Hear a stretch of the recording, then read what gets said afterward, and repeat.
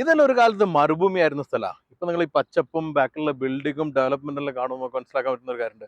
ഒന്നും പോസിബിൾ അല്ലാത്തില്ല. അതേപോലെയാണ് Toyota land ക്രൂസറും ആ ഒരു ഫാമിലിയും.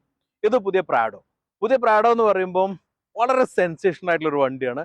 ഈ ഒരു ജനറേഷൻ പ്രാഡോ വന്നത് തന്നെ വലിയൊരു സൗണ്ട് ഉണ്ടാക്കിയിട്ടാണ്. അതിന് ഒന്നാമത് ഈ ബോക്സി ഷേപ്പ്, അതുപോലെ തന്നെ ഈ പ്രാഡോയുടെ ഒരു ലുക്ക്, പിന്നെ അതുപോലെ തന്നെ പ്രാഡോന്റെ ഒരു ഹെറിറ്റേജ്, ഇതെല്ലാം തന്നെ നേരത്തെ പറഞ്ഞ എന്ത് മാറിക്കഴിഞ്ഞാലും ചില സംഗതി നിലനിൽക്കും. ഇവിടുത്തെ ചൂട് നിലനിൽക്കുന്ന പോലെ തന്നെ ഈ ഹോട്ട് ആയിട്ടുള്ള ഈ ഒരു പ്രാഡോ എനിക്ക് തോന്നുന്നു ഇപ്പോഴും ഫാൻഷിപ്പ് കൂടിക്കൊണ്ടിരിക്കുകയാണ്. അപ്പൊ ഇത് വളരെ എക്സ്ക്ലൂസീവ് ആണ്. ഇന്ത്യയിൽ തന്നെ ആദ്യമായിട്ടായിരിക്കും നിങ്ങൾ ഒരു ഓട്ടോ ഷോയില് പുതിയ പ്രാഡോ കാണുന്നത്. വളരെ ലിമിറ്റഡ് ആയിട്ടുള്ള ടൈമിൽ കിട്ടിയതാണ്. ആ സമയം കൊണ്ട് കിട്ടാവുന്ന സ്ഥലത്ത് തന്നെ ഷൂട്ട് ചെയ്യാണ്. അതുകൊണ്ടുള്ള തടസ്സങ്ങളും ബുദ്ധിമുട്ടുകളും എല്ലാം നിങ്ങൾ എക്സ്ക്യൂസ് ചെയ്യണം. എന്നാലും വളരെ എക്സ്ക്ലൂസീവ് ആയിട്ടുള്ള റിവ്യൂ ആണ്. So all my flyers, welcome to an exclusive episode of the all new Toyota Land Cruiser Prado from Dubai.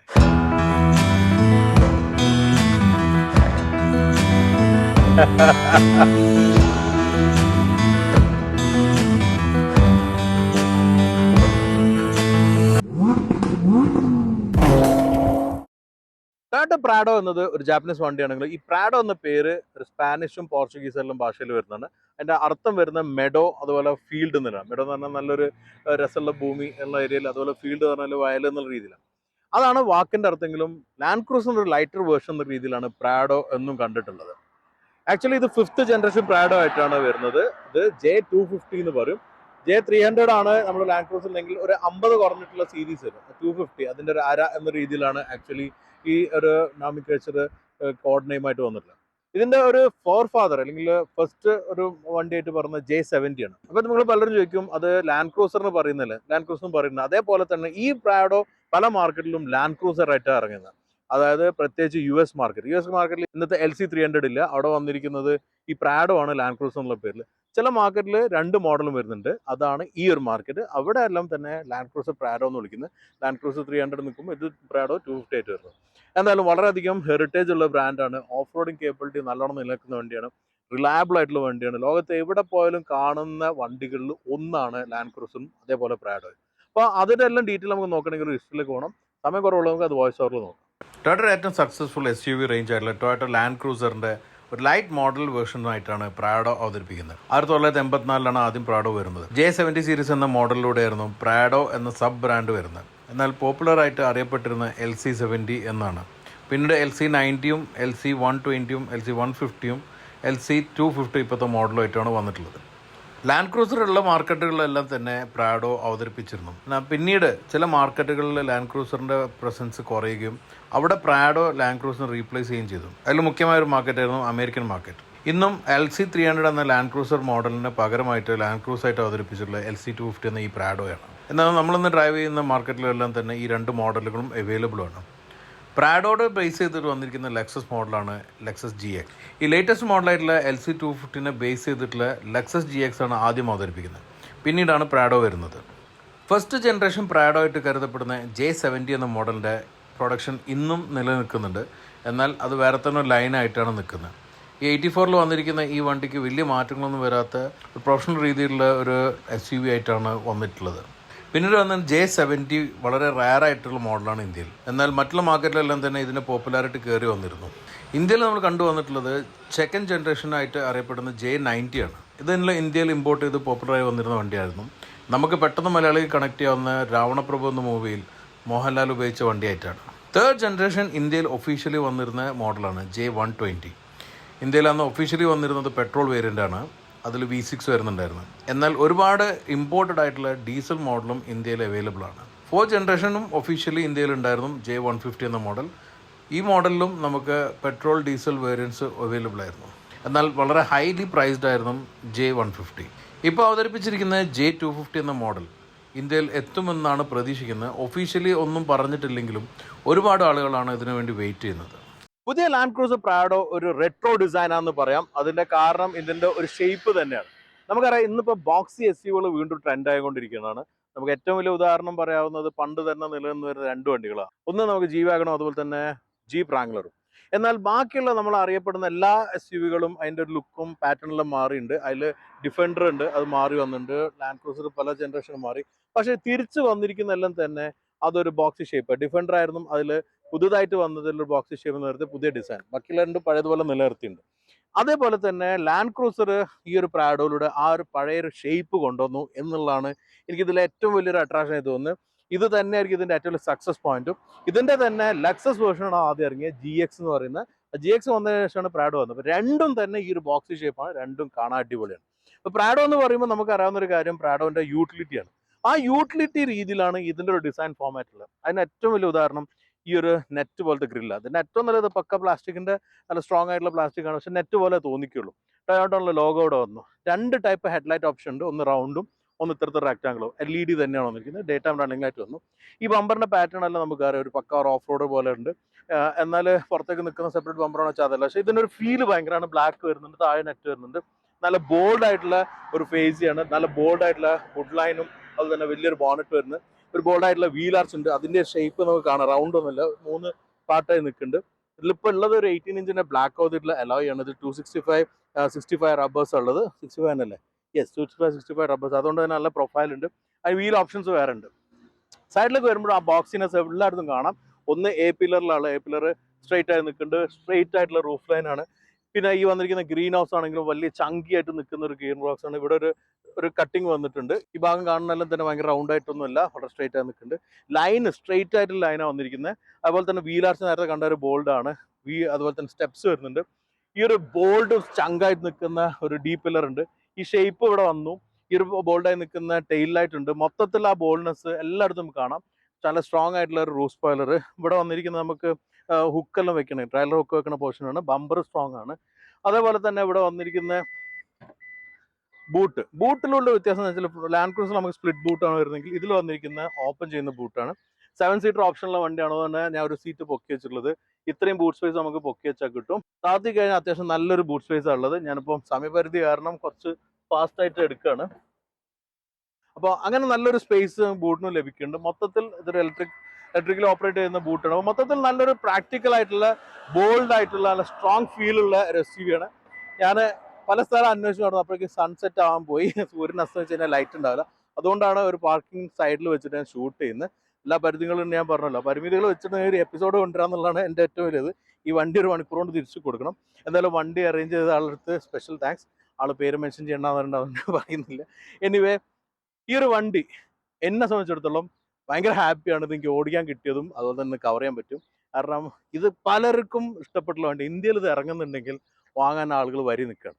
ഒരു ഇൻഫർമേഷൻ കൂടെ തരാം. ഇവിടെ അൽഫുദ്ദീൻ എന്ന് പറഞ്ഞ ടൊയോട്ടയുടെ വളരെ ഇമ്പോർട്ടൻ്റ് ആയിട്ട് ഡീലറാണ്. നമ്മുടെ മിഡിൽ ഈസ്റ്റിലെ തന്നെ ദുബായിലെ ഡീലറാണ്. ഇവർക്ക് 3 ദിവസം കൊണ്ട് 1800 ബുക്കിംഗ് കിട്ടിയില്ല ഇതിൻ്റെ. അപ്പോൾ ഇതിൻ്റെ ഡിമാൻഡ് മനസ്സിലായല്ലോ. ഇന്ത്യയിൽ ഇറങ്ങുമ്പോൾ എത്ര പ്രൈസ് ആവുമെന്ന് എനിക്കറിയില്ല. ടൊയോട്ടൻ്റെ പൊതുവേ ഇങ്ങനെ വരുന്ന CBUകളിൽ നല്ല പ്രൈസ് ഉണ്ടാവും. എന്നാലും ഞാൻ പറയാമല്ലോ, ഇന്ന് ഹോട്ട് കേക്ക് ആയിരിക്കും. ഇറങ്ങിക്കഴിഞ്ഞാൽ അത് ചൂടപ്പം പോലെ വിട്ടു തരും ചെയ്യും. അപ്പം നിങ്ങൾക്ക് ഇതിനെക്കുറിച്ചിട്ട് എന്താ തോന്നിയ ഡിസൈനെ കുറിച്ചിട്ട്? ഇത്തരമുള്ള ബോക്സ് SUV ആണോ നിങ്ങൾ ഇഷ്ടം? ഇതെല്ലാം കമൻറ്റിൽ വരാം. അങ്ങനെ ഉണ്ടെങ്കിൽ തന്നെ ഏതാണ് നിങ്ങളുടെ ഫേവറേറ്റ്? പ്രാഡോ ആണോ വേറെ ഏതെങ്കിലും ആണോ? അത് നിങ്ങൾ മെൻഷൻ ചെയ്യാം. ഇന്റർവ്യൂലേക്ക് പോകണമെങ്കിൽ ഒരു സംഗതി ഞാൻ വിട്ടു. ഇവിടെ സ്പ്ലിറ്റ് ചെയ്തിട്ട് ഓപ്പൺ ചെയ്യാവുന്ന വേറെ സംഗതി കൂടെ ഉണ്ട്. ആക്ച്വലി നമ്മൾ സ്പ്ലിറ്റ് ഓപ്പൺ ആയിട്ടുള്ള ബൂട്ടല്ല, ഗ്ലാസ് ഉണ്ട്. ഇതിലൂടെ നമുക്ക് സാധനം വെക്കാൻ എടുക്കാനും പറ്റും. So that's another feature.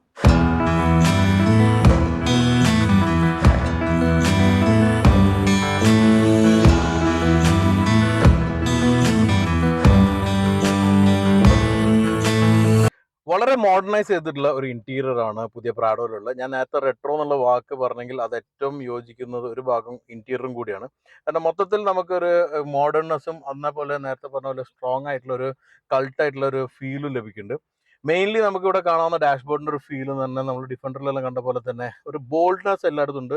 Buttons ഉണ്ട്, അതുപോലെ തന്നെ കുറച്ച് ടച്ച് ഉണ്ട്. അത് മെയിൻലി സ്ക്രീനിൽ വന്നിരിക്കുന്ന ഇൻഫോർടൈൻമെന്റിലുള്ള ടച്ചാണ്. അത് ഇവിടെ തന്നെ ഇങ്ങനെ ഹൊറിസോണ്ടലി 2 ഭാഗത്ത് വന്നിട്ടുണ്ട്. പിന്നെ ഇവിടെ എല്ലാം തന്നെ നല്ല സ്ട്രോങ് ആയിട്ടുള്ള ഫീൽ ഉണ്ട്. ഒരു സോഫ്റ്റ് ലെതർ പോലുള്ള പ്ലാസ്റ്റിക് ആണ് ഇവിടെ എല്ലാം വന്നിട്ടുള്ളത്. പക്ഷേ ക്വാളിറ്റി നല്ലതാണ്. ഫിറ്റ് ആൻഡ് ഫിനിഷ് ആണെങ്കിലും ബിൽഡ് ക്വാളിറ്റി എല്ലാം സ്ട്രോങ് ആണ്. എല്ലായിടത്തും നല്ല സ്ട്രോങ് ബിൽഡ് ക്വാളിറ്റി നമുക്ക് ഫീൽ ചെയ്യാം. അതുപോലെ തന്നെ സ്വിച്ചസിന്റെ ഒരുപാട് നേരം കാണാം, അതെല്ലാം പ്രാക്ടിക്കലാണ്. ടച്ചിലൊക്കെ അധികം പോയിട്ടില്ല. അതിന്റെ പ്രാക്ടിക്കാലിറ്റി കണക്കിലെടുത്തിട്ട് ഒരു മോഡേൺ ആയിട്ടുള്ള ഫീച്ചർ ഇതിൽ വന്നെങ്കിൽ മിറർ ക്യാമറ. അപ്പോൾ നമുക്ക് സാധാരണ മിററും ആയിട്ട് ഉപയോഗിക്കാം. അതുപോലെ തന്നെ നമുക്ക് ബാക്കിലേക്കുള്ള വ്യൂ ക്യാമറയിൽ കിട്ടുന്നവർ ഉപയോഗിക്കാം. പിന്നെ ഈ ഒരു സ്റ്റിയറിംഗ് വീലാണ്, ഒരു ചങ്കായിട്ട് നിൽക്കുന്ന സ്റ്റിയറിംഗ് വീലാണ്. ഇതിന്റെ സോറി, ഹോൺ അടിഞ്ഞു. ഇതിന്റെ ബട്ടൺസും എല്ലാം തന്നെ സ്ട്രോങ് ആയി നിൽക്കുന്നുണ്ട്. എല്ലാത്തിനും ഒരു ബോൾഡ്നെസ് ഉണ്ട്. അതൊരു ക്യാരക്ടർ തന്നെ തോന്നുന്നുണ്ട്. പിന്നെ ഗിയർ ലിവർ ആണ് വന്നിരിക്കുന്നത്. ഗിയർ ലിവർ അല്ലാതെ വേറെ സെലക്ടേഴ്സ് പോകുന്നില്ല. ഗിയർ ലിവർ പ്രോപ്പർ ആയിട്ടുള്ള ജോയിസ്റ്റിക് ലിവർ ആണ്. അതിന്റെ ചുറ്റും നമുക്ക് ഓഫ് റോഡും ഡ്രൈവ് മോഡും എല്ലാം ഉപയോഗിക്കാവുന്ന ഓപ്ഷൻസ് ഉണ്ട്. അതുപോലെ തന്നെ ഇവിടെ ഓഫ് റോഡിന്റെ കൺട്രോൾസ് ഉണ്ട്. അതിന്റെ ഹൈ ലോ അതുപോലെ തന്നെ ഡിഫ്ലോക്സ് എല്ലാം ചെയ്യാൻ പറ്റും. മൊത്തത്തിൽ 2 ഡിഫ്ലോക്കാണ് വന്നിരിക്കുന്നത്. അത് സെൻറ്ററും റിയറും ആണ്. അതേപോലെ തന്നെ ലോവും ഹൈയും നമുക്ക് ഉപയോഗിക്കാം. പിന്നെ വന്നിട്ട് ഇവിടെ ഒരു ഫോൺ പാഡ് ഉണ്ട്. നമുക്ക് ഇവിടെ വെച്ചിട്ട് ഫോൺ ഇൻഡക്ഷൻ ചാർജിങ് ചെയ്യാൻ പറ്റും. ഇവിടെ ഒരു വലിയൊരു ഗ്ലോ ബോക്സ് ഉണ്ട്. ആക്ച്വലി ഭയങ്കര വലുതല്ല, ഒരു ചെറിയ സെമി സൈസ് ആണ്. പക്ഷെ കാണുമ്പോൾ വലിയ ഫീൽ ഉണ്ട്. സീറ്റ് ആണെങ്കിലും വെന്റിലേറ്റഡ് ആയിട്ടുള്ള സീറ്റാണ്. ഈ സ്റ്റെയറിംഗ് എല്ലാം തന്നെ നമ്മൾ ഓഫ് ചെയ്യുമ്പോൾ പിന്നോട്ട് പോകും. ഓൺ ആയി കഴിഞ്ഞാലും കൊണ്ട് വരുന്ന കാണാം. ഇപ്പോൾ നേരത്തെ സെറ്റിങ്ങിലേക്ക് വരികയാണ്. ഓഫാക്കി അപ്പം തന്നെ പോകും. അപ്പോൾ അതുകൊണ്ട് ആക്സസ് എല്ലാം വളരെ എളുപ്പമാണ്. പുറത്തേക്കെല്ലാം ഇറങ്ങുമ്പോൾ സുഖമാണ്. പിന്നെ അതുപോലെ തന്നെ ഒരു സൺറൂഫ് വരുന്നുണ്ട്. അത് നല്ലൊരു പൊസിഷനിലുള്ള നല്ല ഹൈറ്റിൽ ഇരിക്കുന്നതുകൊണ്ട് ഒരു കമാൻഡിങ് ഫീൽ ഉണ്ട്. ഹെഡ് അപ്പ് ഡിസ്പ്ലേ ഉണ്ട്. വലിയൊരു സപ്പോർട്ടീവ് ആയിട്ടുള്ള സൈഡ് ബോക്സസിലുള്ള സീറ്റാണ്. റിയറിലാണെങ്കിലും അത്യാവശ്യം നല്ല സ്പേസും കാര്യം വരുന്നുണ്ട്. നല്ല കുറച്ച് ഹൈയിൽ തന്നെ ഇരിക്കുന്നുണ്ട്. അതുകൊണ്ട് തന്നെ പുറത്തേക്കുള്ള ലുക്ക്, പുറത്തേക്കുള്ള വ്യൂ എല്ലാം നല്ല. തേർഡ് റോ സീറ്റ് ആണെങ്കിലും അത്യാവശ്യം ഒതുങ്ങിയിട്ടാണെങ്കിലും വലിയ ആൾക്ക് ഇരിക്കാൻ പറ്റുന്നുണ്ട്. അപ്പം കുട്ടികൾക്കാണെങ്കിൽ കംഫർട്ടബിൾ ഇരിക്കുക, വലിയ ആൾക്ക് ഒതുങ്ങിയിരിക്കാൻ പറ്റും. എന്നാലും ഇത്രയാണ് ഇന്റീരിയർ വന്നിരിക്കുന്നത്. ഇന്റീരിയർ നിങ്ങൾ ഡീറ്റെയിൽ നോക്കുക. അതിൽ വന്ന സൗണ്ട് സിസ്റ്റം ബാക്കി ഡീറ്റെയിൽസ് എല്ലാം ഞാൻ വോയിസ് ഓവറിൽ പറയാം.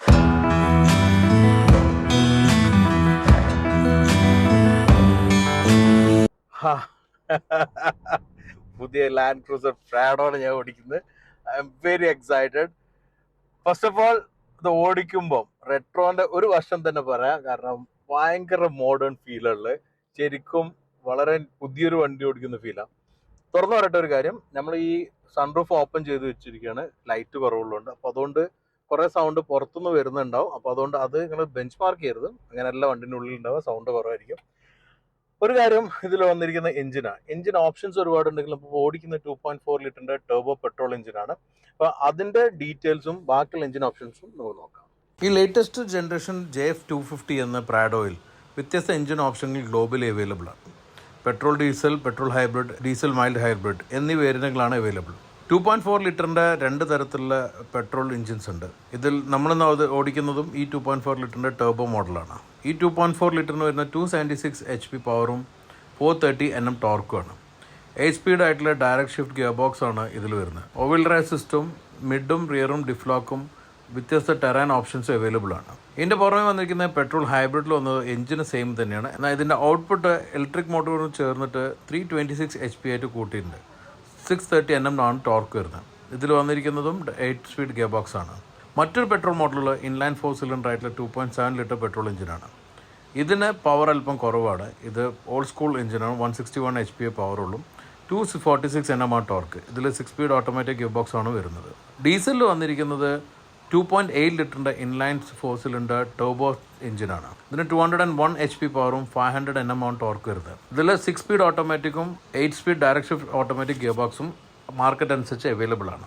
ഡീസൽ മൈൽഡ് ഹൈബ്രിഡിൽ വരുന്നതും സെയിം എഞ്ചിൻ തന്നെയാണ്. ഇതിൻ്റെ ഔട്ട്പുട്ടും സെയിം ആയിട്ടാണ് നിൽക്കുന്നത്. എന്നാൽ 48 വോൾട്ടിൻ്റെ ഇലക്ട്രിക് പവർ സിസ്റ്റം സപ്പോർട്ടീവായിട്ട് വരുന്നുണ്ട്.